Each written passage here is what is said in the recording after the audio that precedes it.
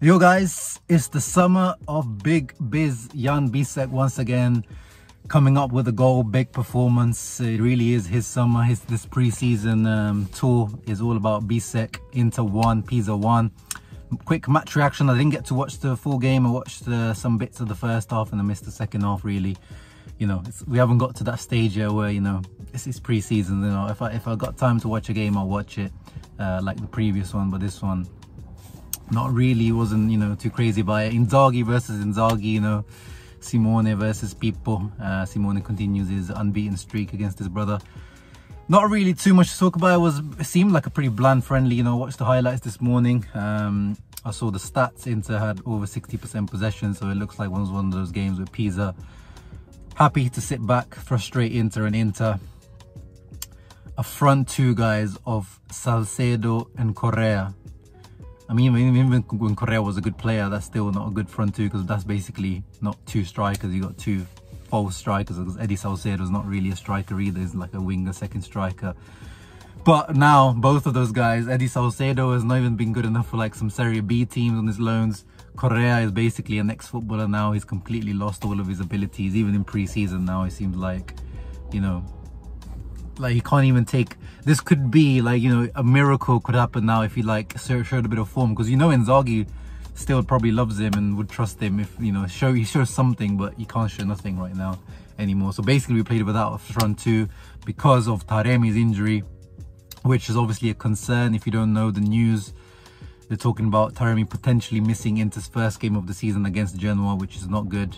Obviously Lautaro, our Capitano, Capitoro, stepping up to the play. I tweeted as a joke when just the other day when Taremi's injury news came out. I was like, Lautaro, bro, we've been seeing him play basketball at home in his holidays back in Argentina. It's time to put the basketball down, bro. Come back as soon as possible. And yesterday, Matteo Barzaghi, the Sky Sport reporter, kind of said, or I'm not sure if it's a confirmed news, but he said that it looks like Lautaro, because of the Taremi news, will cut short his holidays, because obviously he finished the latest out of all of our players, because he went all the way to the final of the Copa America.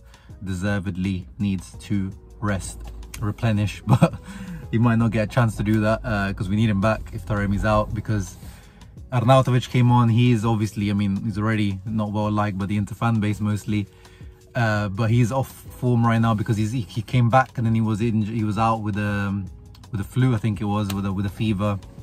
So he's completely out of shape. You know, his body takes longer anyway to like get in shape, but it looked like, you know, he still needs. You don't want to start the, you know, the first game of the season with potentially, you know, Thuram or Arnautovic as your front two. Was still, you know, Thuram just came back the other day, which is a great sign, by the way. Again, Lautaro coming back early from holiday. Thuram and Pavard, both of them coming back early, 2 days earlier from when they were planned to come back, which is a great sign as well from the two French guys to, like, you know, just, yes, we won the title last year, but hungry to win one. That's you know what winning mentality is all about. It's not being content with what you did last season, you know. Napoli, Milan, you gotta keep working hard, keep your head down to achieve the things that you achieved in the past. So that's a great sign. Dumfries and De Vrij back today as well, so pretty much the whole team will be back. We're just waiting for Lautaro and Carboni. Carboni obviously probably looks like he won't be staying anyway, with his loan deal to Marseille in the closing stages. But yeah, going back to Pisa Inter, yeah, without a strike force, it looked like it was hard work for Inter, making use of that possession because there's no one up front. I saw Mkhitaryan had a few chances that he maybe should have tucked away. Salcedo had a couple of chances that he should have tucked away. The goal that we conceded was a bit, you know, a bit lackadaisical, bit, you know, a bit soft.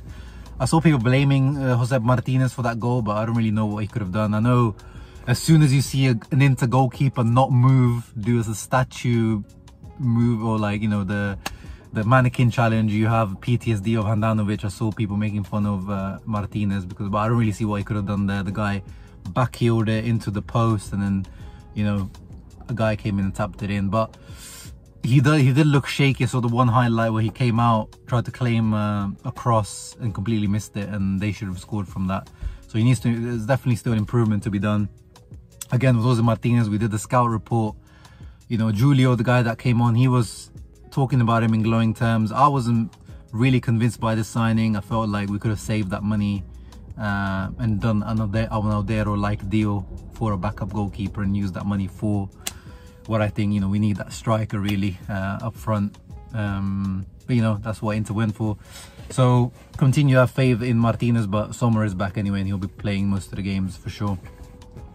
Barella played at CDM. Interesting, you know, if you follow this channel for a long time, you know that my long-term prediction for Barella is that he'll transition to that role eventually as a CDM.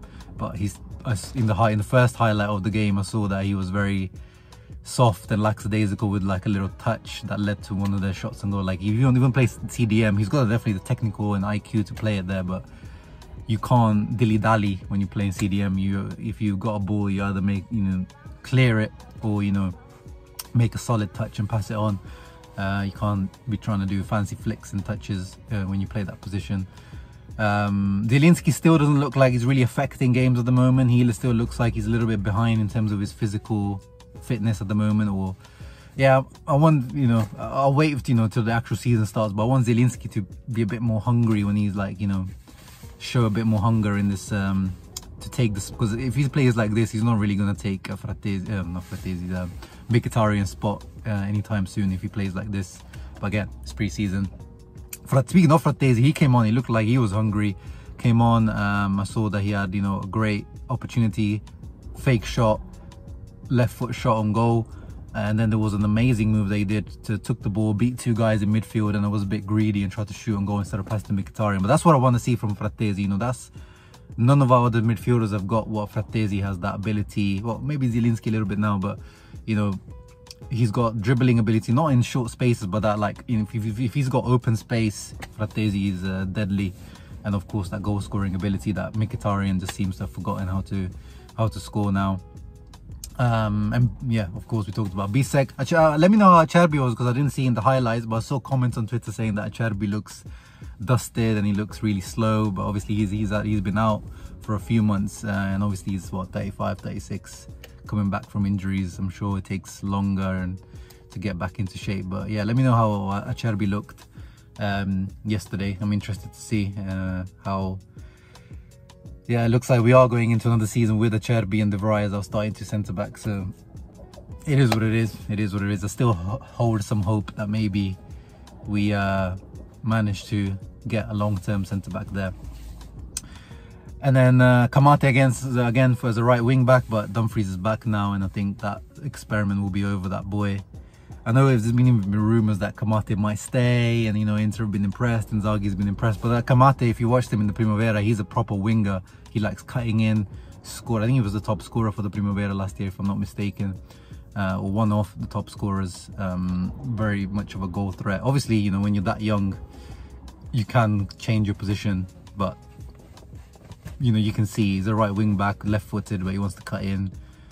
Yeah, I don't really see that happening, but he's done all right. He's done all right for him, to be fair. Augusto looks good as well. Di Marco, it seemed like he looks a bit out of shape still. But yeah, not worried, guys. I know this is 1-1 against Pisa. People expecting us to win the 4-5-0, but it's pre-season. It's all about putting juice in the legs, not looking into it, as always, whether we lose pre-season games. It depends how you lose, you know, it depends on the type of goals you concede, and you start to see patterns. Like, you know, couple of pre-seasons ago we were seeing some worrying signs because we were conceding a lot of goals in that pre-season, but it's pre-season. You guys let me know in the comments down below your thoughts on everything that's going on. Again, Bisseck, as I said, it's the summer of biz. I don't think we need to sign a left centre back. I think, you know, Pavardov is going to be the starting right centre back. Bisseck is potentially the replacement there, but I think Bisseck, give him enough minutes to play left centre back as well. This guy just needs to play this season more minutes. I want to see him get a 1,000 plus minutes this year. I think he's ready to step up. But yeah, leave a thumbs up, guys, subscribe to the channel. See you on the next one. Forza Inter. Next up, Al Ittihad, then Chelsea.